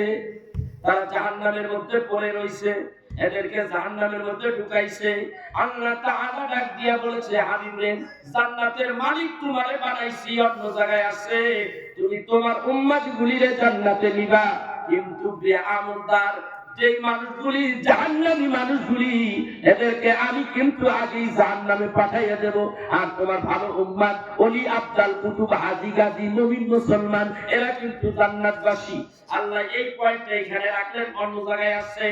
এইবারে ডাক দিয়ে বলে, আল্লাহ রে আমার এই উম্মতগুলি জাহান্নামে জ্বলতেছে পড়তেছে, এদেরকে আমি কিভাবে জান্নাতের জাহান্নামে জান্নাতে নিতে পারি? আল্লাহ ডাক দিয়া বলেন, হাবিব গো এরা জাহান্নামী। আল্লাহ নবী অমনি সেজদায় করে যাইব। আল্লাহ ডাক দিয়ে কয়, হাবিব গো মাথা তোলেন, মাথা তোলেন। হাবিব মাথা তোলেন, হাবিব গো মাথা তোলেন, হাবিব গো মাথা তোলেন। আল্লাহ ডাক দিয়ে বলেন, মুসলিম শরীফের হাদিসের মধ্যে আছে, আল্লাহ তাআলা ডাক দিয়ে বলে, হাবিব এইবার উঠেন, গুনাহগার উম্মতগুলিরে আপনি জাহান্নামের ভিতর থেকে টাইনা বাইর করিয়া তাদেরকে সুপারিশ করে আল্লাহর জান্নাতে, ওই জান্নাতে পাঠান। পাঠাইতে থাকবে, পাঠাইতে পাঠাইতে একেবারে শেষ তবগার, প্রায় শেষ তবগার দিকে এমন সময় দেখে আরো কতগুলি উম্মত রয়ে গেছে। নবী আমার সেজদায় পড়ে কান্দে। আল্লাহ কয়, আবার সেজদায় কি হইল? ও হাবিব কেন কান্দেন? বলে, আমার কতগুলি উম্মত দেখি এখনো জাহান্নামে আছে। আল্লাহ ডাকতে বলে, হাবিব এই মানুষগুলিকে যাদের ভিতরে জান্নাত পরিমাণ ঈমান আছে, এদেরকে আপনি টাইনা বাইর করেন। আল্লাহু আকবার বলবেন। আল্লাহ ডাকতে বলে, হাবিব যাদের ভিতরে জান্নাত পরিমাণ ঈমান আছে এদেরকে বের করে, নবীজি এদেরকে বের করে নিয়ে আসবেন। ভাইরা আমার, বন্ধুরা আমার, এদেরকে যখন বের করে আনবেন, আমার ভাইরা নবীজি এইভাবে সুপারিশ করবেন। আবার দেখা যায় সাহাবায়ে আজমাইন তারাও সুপারিশ করবে। আল্লাহু আকবার বলবেন না? আল্লাহর ওলিরাও কিন্তু সুপারিশ করবে। হাদিস শরীফের মধ্যে আছে, অনেকগুলি উম্মত, অনেকগুলি তাদের মুরিদ সন্তান, তাদের ভক্তবৃন্দ ওই জাহান্নামের মধ্যে জ্বলতেছে। বুখারীর হাদিসে আসছে, বাবা ওই সময় দেখবে তারা সবাই জাহান্নামে জ্বলতেছে। অমনি আল্লাহ তাআলা বলবেন ওলিদেরকে, ওলির আগে বলবেন আব্দালদেরকে, তোমরা জান্নাতে যাও। তারা জান্নাতে চলে যাবে। ওলিদের বলবে, তোমরা জান্নাতে যাও। যাবো না। কেন, কি হইছে? বলে, সব ওলিরা ঐক্যজোট করছে, জান্নাতে যাবে না। আল্লাহ বান্দা কই, যাও যাও। বলে, না যাবো না, তুমি আমার মানুষগুলিরে জাহান্নামের মধ্যে ফেলাইয়া দিলাও। কেমন করে তুমি জাহান্নামে ফেলাইলা? এই মানুষগুলি আমাদের সঙ্গে নামাজ পড়েছে, এই মানুষগুলি আমাদের সঙ্গে রমজানের মাসে রোজা রেখেছে, ইফতার করেছে, সেহরি করেছে, এদেরকে তুমি জাহান্নামের মধ্যে ঢুকাইয়া দিলাম। আল্লাহ ডাক দিয়া বলবে, দিছি, এরা তো জাহান্নামের কাজ করেছে, কই অত কিছু বুঝিলে আমরা সাক্ষী দিলাম, এরা ভালো ভালো কাজ আমাদের সঙ্গে করেছে। যাও রে বন্ধু, এদেরকে নিয়ে তোমার চিন্তা করতে হবে না। বলে, না যাবো না, সবাই ঐক্যজোট করেছে, সমস্ত আল্লাহ করিয়া ঐক্যজোট করবে। এবার ডাক দিয়ে কয়, তোমরা জান্নাতে যাও। বলে, না যাবো না। বলে, এইবার আমি বলি তোমাদের কারে কারে জান্নাতের মধ্যে জাহান্নাম থেকে বের করে জান্নাত দিবা। তুমি একটা কাজ করো, আমি দিলে কোনটা থাকবো, কোনটা বাকি থাকবো, এইটা আমি করতে পারি না। আল্লাহর ওলি আমার বন্ধুরা, তোমাদের বলে দিলাম, তোমাদের যাদের ভালো লাগে তাদেরকে লইয়া জান্নাতে যাও, তোমাদের সুপারিশ মঞ্জুর করা হবে।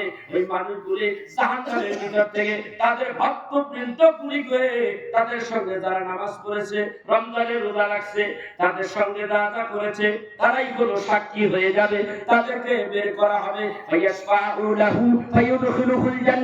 আল্লাহ তাআলার দরবারে তাদের ব্যাপারে সুপারিশ করবে, আল্লাহ তাদের সুপারিশ মঞ্জুর করবে। আর আল্লাহ বলবে, তারে খুশি তারে লয়ে তুমি জান্নাতে চলে যাও। এই বিষয়ে আলোচনা করলে আরো 2 ঘন্টা লাগবে। আল্লাহর ওলিদের ব্যাপারে আসলে ওই যে 3 জন দিয়ে শুরু করছি, মনে আছে নাকি? এতক্ষণ হচ্ছে রাসূল আর আল্লাহ, তো ওলি আল্লাহর বাদ থাকুক দিলে ওই 3 জন দিয়ে পুরো করে দিলাম। একটা ফাইনাল গেম। কয়টা বাজে? এই কোন একটা হ্যাঁ কোন একটা বলে একটা অবশ্যই আল্লাহ বলিদের দিকে যাচ্ছেন কেমন ভাইয়া আমার বন্ধুরা আমার, আমি জানি আমার বাস্তবতা আর দুসরা কথা বলার দরকার নাই, ডাইরেক্ট আলোচনায় চলে যাই। শুনবেন আরেকটু শুনবেন নাকি? ভাই আমার বন্ধু আমার, আল্লাহ হাবিব সবাইকে জান্নাতে নিলেন, কিছু রাইখা গেলেন কাদের জন্য? একটা হলো সাফায়েতে কুবরা, আরেকটা হলো সাফায়েতে সুগরা। সাফায়েতে কুবরা হলো রাসূলের জন্য, সাফায়েতে সুগরা হলো নায়েবে নবীদের জন্য, আল্লাহর ওলিদের জন্য। এদের জন্য রাসূল এটা রেখে দিবে, তোরা কাম কর। সুবহানাল্লাহ বলবেন না? কারণ তোদেরকে যদি এই সুযোগ না দেই, তোরা যে ওলি আল্লাহ ইবাদত কইরা যে আল্লাহর ওলি হইছো, ওলিদের লজ্জা ও ওলিদের ইজ্জত থাকে না। আমার আল্লাহ কইয়া দিছে, এই জন্যই ওলিদের ইজ্জত থাকে না।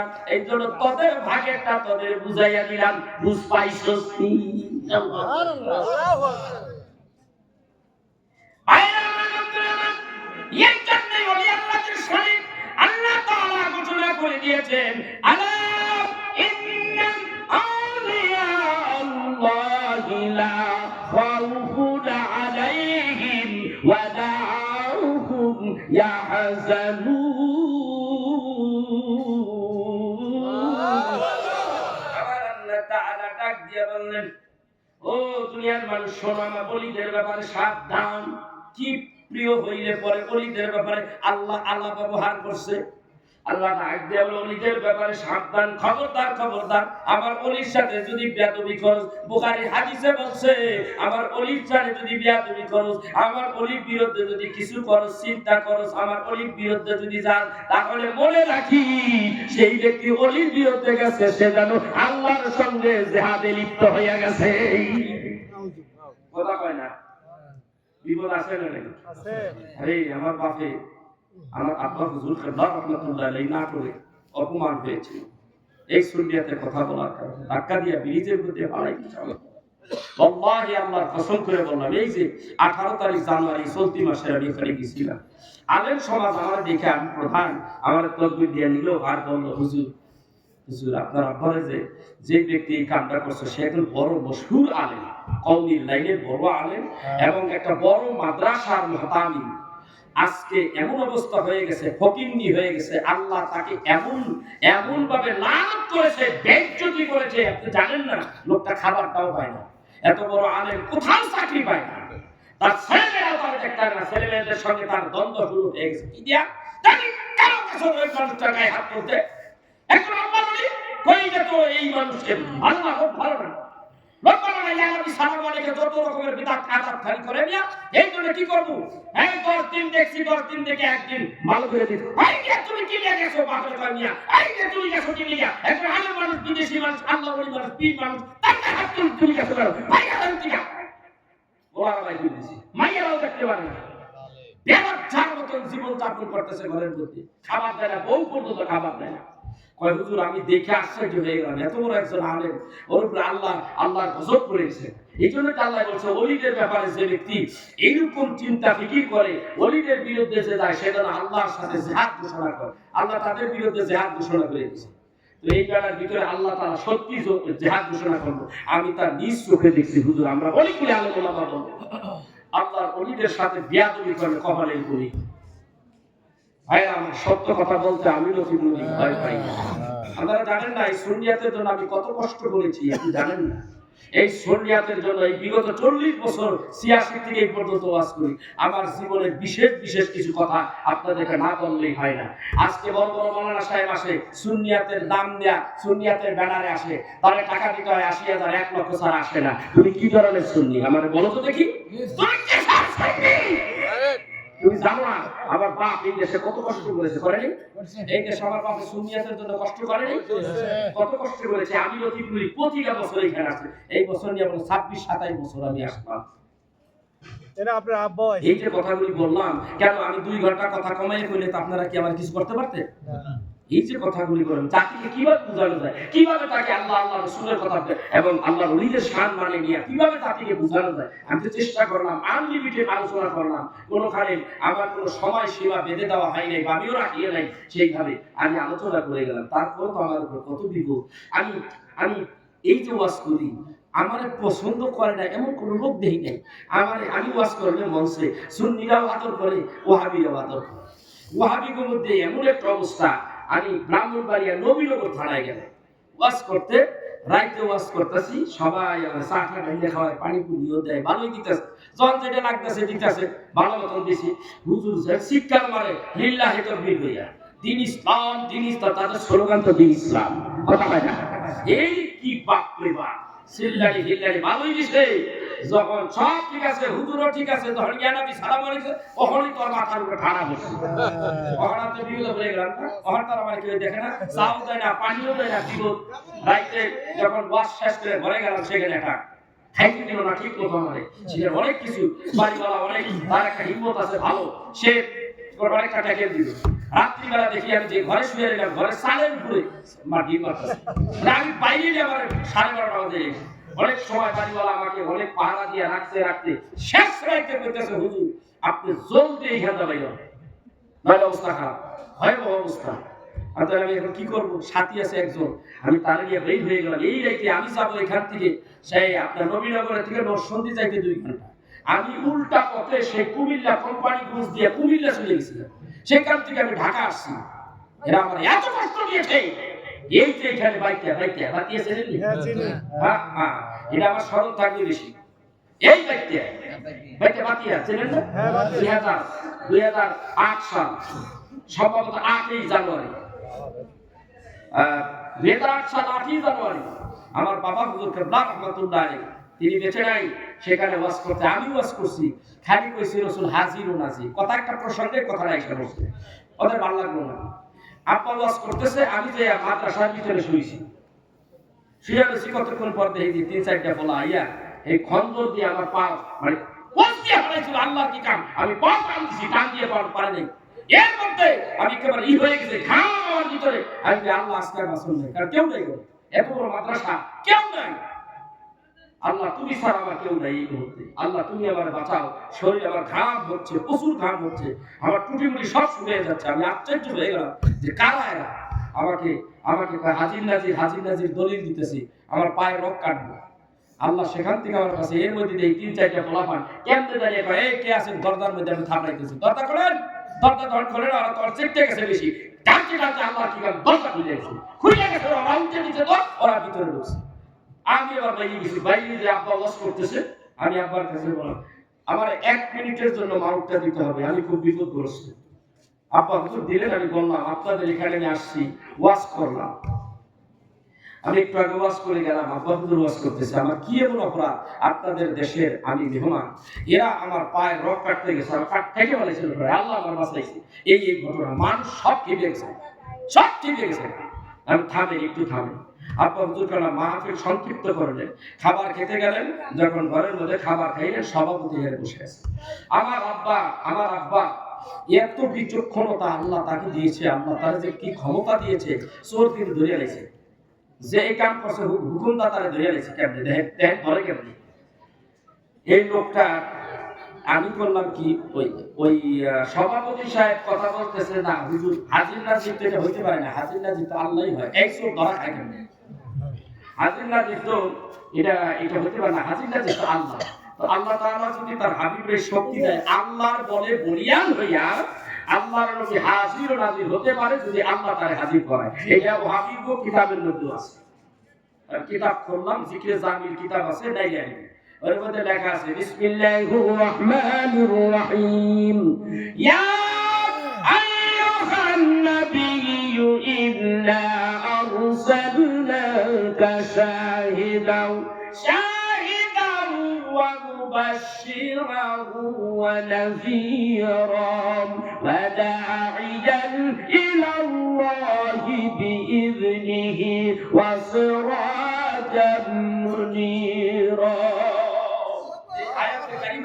এই আয়াতে কারিমার আলোচনা তারা আর নাই আর দুইটা এক একটি বানাত নিয়ে আসছেন এক এক জায়গা থেকে নাই আর হেডার করে যে দেখেন আমি বানায় কোনো কথা কই নাই এই যে দেখেন কোরআনের আয়াত দিয়া সমস্ত ডিসক্রিপশন এখানে রয়েছে বর্ণনাগুলি রয়েছে আপনি কিতাব থেকে এনে পড়েন নাই আর নিজের অবস্থা উনি কয় আমি পড়তে যাই না আব্বা হুজুরটা বলো নিয়ে যাও লেখাপড়া করছো কি করে ধমক দিলেন তুমি আমার সন্তানকে মারতে চেয়েছি না তুমি বিয়াদবকে ধরে মেরেছে শেখ পর্যন্ত স্বীকার করতে পারতেছে আমি তো এইগুলি করতে বলি আমি বলছি যে আর পারে না কিন্তু আমি তো তার বলি নাই যে এইভাবে তার রক কেটে নেই শেষ পর্যন্ত আব্বা বলছে আমার মাথা খুন চেপে গেছে আমি একদিন থাকবো না আমার সন্তান আমার হাল ধরবে এটাই নিয়ম আমার দরবারে সন্তান আমার হাল ধরবে এই সন্তান আপনি মেরে ফেলতে চেয়েছেন আমার মাথা খুন চেপে গেছে বাইক করে দিল শেষ পর্যন্ত ঘাট টাকা দেয়া এই ব্যক্তি শেষ পর্যন্ত বাইক করে দিয়েছে এরা আমার ছেলে তো গেছিল একজন বাবা যখন শোনে তার সন্তানকে এইভাবে ছুরি দিয়ে সবাই করে কিংবা তার পায়ের রক কেটে দেওয়ার জন্য তারা প্রস্তুতি হয়েছে এটি কোনো বাবা মেনে নিতে পারে না আশ্চর্য কথা আমি কয়েকদিন আমার সন্তান আমার হাল ধরবে তখন আমার বাবা কলিজার মধ্যে লাগছে নোয়াখালীতে গেলাম এই ক্যাম্প করার কারণে আমার বন্ধুত্ব মেরে গেলেন শেষ পর্যন্ত যা পাবলিক দোষী শেষ পর্যন্ত দেখলাম আমাকে খেতে বলে আটকে রাখো আমি মাহফিল করে আইতেছি যাই দেখি ও মুক্তি দিছে সোজা 1.5 ঘন্টা ওয়াজ করছে এরপরও যাইলে প্রস্তাব করেছি ডরের সরে প্রস্তাব করেছি আমি কইলাম আল্লাহর নবী মক্কা থেকে মদিনা থেকে মক্কা এসে মক্কা বিজয় হয়েছে রাসূল সমস্ত কাফেরের গোষ্ঠী গাট্টি গুটি গুছাই এখানে দৌড়াইতেছে পলাইনে দিকে আল্লাহর নবী বল ও জাতি তোমরা দৌড়াইও না আজকে আমি তোমাদেরকে ক্ষমা করে দিলাম তুই তো আমারে মারতে আইছিলি যা তুই তো আরেকজনের হুকুমে আমারে মারতে আইছিলি তুই এই কি কয় নোয়াখালী সদরে আসছো সেই চৌহলির থেকে আইছিস তোরা ভাড়া করে নিয়েছে গতকালকে আমি কিয়াম করছি এই জন্য আজকে তুই আমার মারতে আইছিস তুই যা তোরা মাফ করে দিলাম এই তোরা ধরে নিয়ে আমার ওই রাস্তার হেঁটে গাড়ি তুলে গিয়ে আল্লাহ তো আমার বাঁচাই রাখছে মরলে শহীদ বাঁচলে গাছি কথা একটা আমার বাবাই শিখিয়ে দিয়েছে আমি সেই মানুষটা কষ্ট করেছি আনলিমিটেড কোনোদিন কারোর কাছ থেকে 2 টাকা চাইয়া নিয়ে বলি নাই যে আমার এত দিতে না আসবো না 50টা মাফের করি টাকা পয়সা বেশি বেশি দিতে হবে নাহলে 50টা কমিয়ে দেবো আর 50টা দিলে তো অনেক টাকা হয়ে যায় তাও তো করি নাই আমার বাবা করে নাই আমিও করি নাই আল্লাহর হাবিব সমস্ত উম্মতকে জান্নাতে পাঠিয়ে দিলেন এই উম্মতকে লাইনে আনার জন্য আমার রাসূল কম কষ্ট করে নাই কথা বল না ঠিক উম্মতকে কম কষ্ট করে নাই নবী আমার ঘোষণা করে দিলেন কুল্লু উম্মতি ইয়াদখুলুল জান্নাতা ইল্লা মান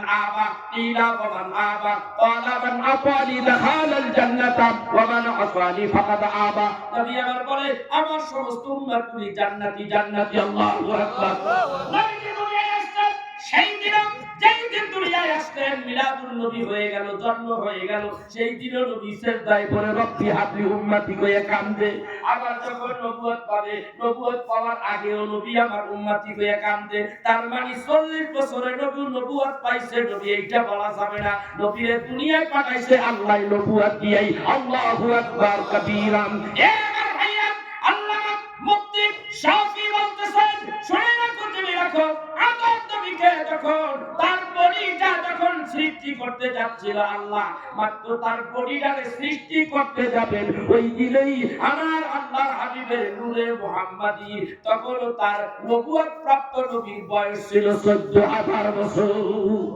সুবহানাল্লাহ এই নবী ইসলামকে সামনের দিকে আগাইয়ে দিলেন এত তাড়াতাড়ি এত কষ্ট করেছেন তারপর ইসলাম সামনের দিকে এগিয়ে গেল টাকা পয়সার দরকার আছে না নাই দরকার আছে না নাই শুধু হাঁটাহাঁটি করলে পরিশ্রম দিলে ইসলাম কায়েম হয় না টাকা পয়সারও দরকার আল্লাহ তাআলা মা খাদিজাকে হযরত রাসূল আরবি সাল্লাল্লাহু আলাইহি ওয়াসাল্লামে এমন দাসী বানাইয়া দিল কারণ 24 বা 25 বছরের একটা ছেলে কোনদিন 40 বছরের একটা মাইয়ারে পছন্দ করবে না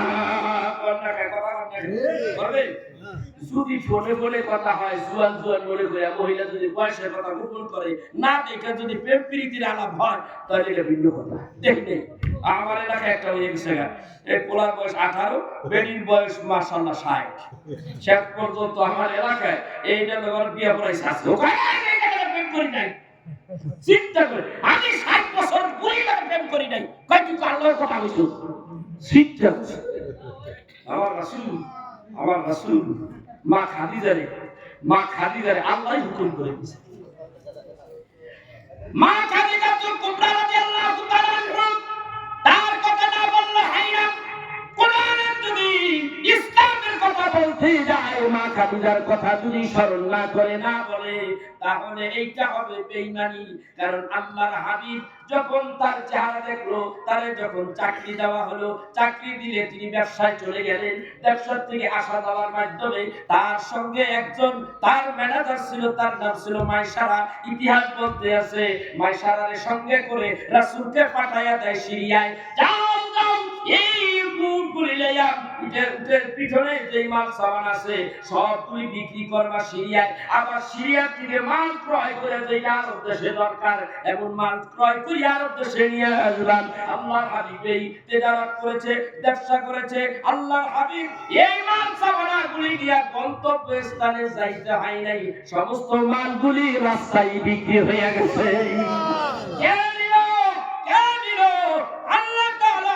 তাদেরকে মানুষের রূপ ধরিয়া পাঠাইয়া দিয়েছে। আমার হাবিব সিরিয়ায় যাবে, আমার হাবিবের কষ্ট হবে, আমার হাবিবের যেন কষ্ট না হয়। যা যা প্রতিমধ্যে আমার হাবিবুল্লাহ নবীকে এই মালগুলি আমার হাবিবের কাছ থেকে কিনে নেবি, আর টাকা পয়সা যা লাগে তার চাইতে আরো বেশি বেশি দিয়া মালগুলি কিনে নিবি। আর এইটাই হলো তার হাবিব। মাইসারা ডাকটা কয় আশ্চর্য হয়ে গেলাম, লাভ বেশি, টাকা নিয়ে আসতেছে। আরেকটা জিনিস খেয়াল করুন, এত রোদ মরুভূমির রাস্তায় শুধু রোদ, আমি চাইয়া দেখি আকাশে এক খণ্ড মেঘমালা।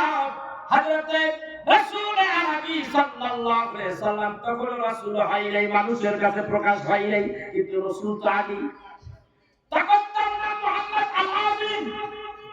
মুহাম্মদ আল-আমিন যখন আসতেছে প্রচন্ড রৌদ্রের মধ্যে, তখন চাইয়া দেখা গেল ওই আকাশে এক খণ্ড মেঘ, দুনিয়ার আকাশের মধ্যে কোনো মেঘ নাই। আমি দেখি রাসূলের কষ্ট হবে, এক খণ্ড মেঘ যেন তরি তরি করে আকাশ দিয়া ভাসিয়া ভাসিয়া আল্লাহর হাবিবের সামনে, আল্লাহর হাবিবের মাথার উপরে একেবারে দাঁড়াইয়া গেলেন। আমি যে আমার সামনে যাই, উঠার পিঠে চলে গেলি যে আমার সামনের দিকে যাই, ওই মেঘমালার সামনে যাই।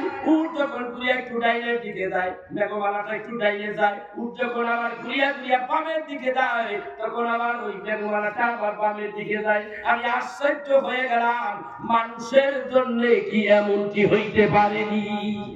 এটা সাধারণ মানুষ নয় ভাই আমার।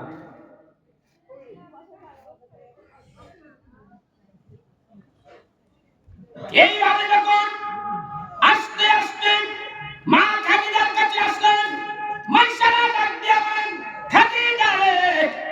খাদিজা ডাক দিয়া বলেন, মাইসারা এত তাড়াতাড়ি সিরিয়ায় যাইয়া মাল সামানাগুলি বিক্রি করে চলে আসছো, আবার দেখি অনেক অনেক সবার চাইতে বেশি প্রফিট, অনেক টাকা লাভ হয়েছে, মুনাফা হয়েছে।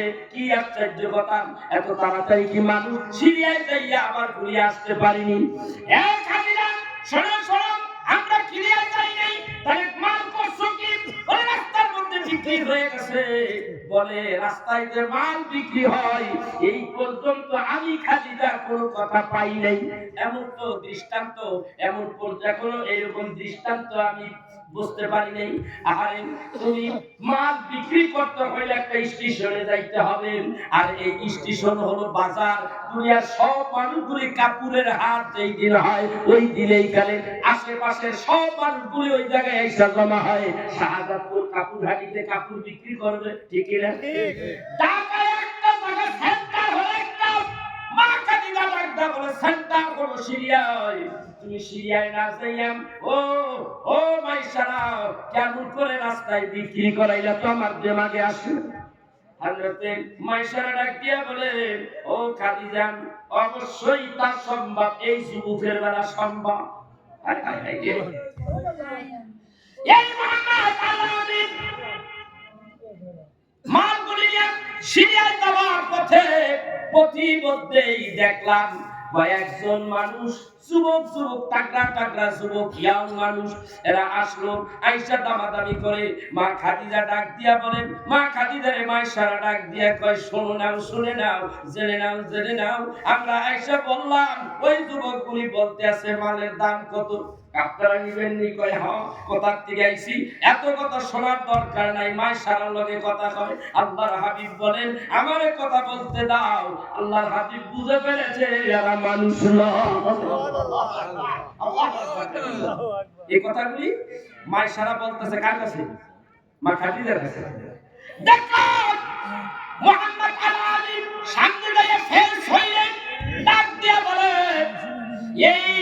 এইগুলির দাম কত আল্লাহর হাবিব ডাক দিয়া বলে এর দাম কত আপনি একটা দাম ধরে লইয়া যান বাজারে যেই দাম আছে তার ১.৫ গুণ অথবা কয়েক গুণ বেশি দাম ধরে দিয়া দিছে সমস্ত অর্থগুলি রাহমাতাল লিল আলামিনের হাতে দিয়া দিলেন এইবার ডাক দিয়া বলে এইবার সবগুলি ঘুরাও এইবার মক্কার দিকে রওনা হয়েছে ভাইরা আমার বন্ধুরা আমার মক্কার দিকে আসছে এই তো আস্তে জলদি বাড়িতে চলে আসলাম বলে এমন ঘটনা আমার জীবনের ইতিহাসে ঘটে নাই সব তো বিক্রি হয় সেন্টার একটা শাহজাদপুর কাপুরানি সেন্টার একটা আর আমাদের সেন্টার হলো সিরিয়াতে কিন্তু এইটা কেন্দ্র হইল আশ্চর্য হয়ে গেলাম এইবার ডাক দিয়ে বলে আইসে মা খাদিজা রে আরো একটা কথা কইলে তুমি আরো বেশি আশ্চর্য হয়ে যাবে বলে সেইটা কি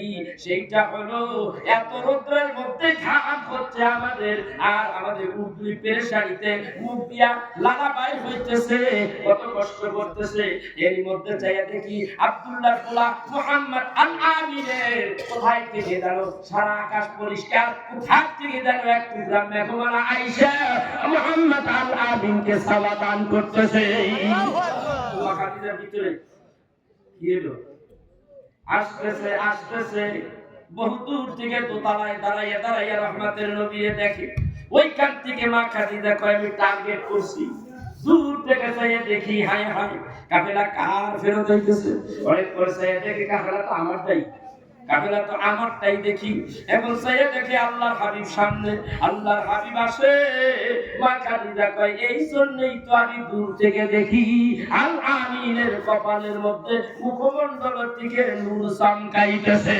সুবহানাল্লাহ মা খাদিজা বলে বুঝতে পারছি এবার আমার চলে যেতে হবে আমার ভাই উরাকার কাছে চলে যেতে হবে উরাকা বিন নাওফলের কাছে যেতে হবে আমার ফুফাতো ভাই অথবা আমার চাচা এক রাওয়ায়াতে আছে ফুফাতো ভাই আরেক রাওয়ায়াতে আছে আমার চাচা সেই ব্যক্তি চলে গেলেন কই মা খাদিজা রাত্রিবেলা চলে গেলেন ডাক দিয়ে বলে ভাই রে ভাই এমন একজন ব্যক্তি দেখলাম আমার ফার্মে চাকরি করে এই মানুষটা এই ঘটনা বর্ণনা দিলেন এইবার খাদিজারে ডাকটা কয় উরাকা বিন নাওফল ডাক দিয়া বলে বোন রে তুমি বলো ওর বাবার নাম কি ওর মায়ের নাম কি আমায় বলে ওর বাবার নাম আব্দুল্লাহ কয় বেঁচে আছে নি পয়সা নাই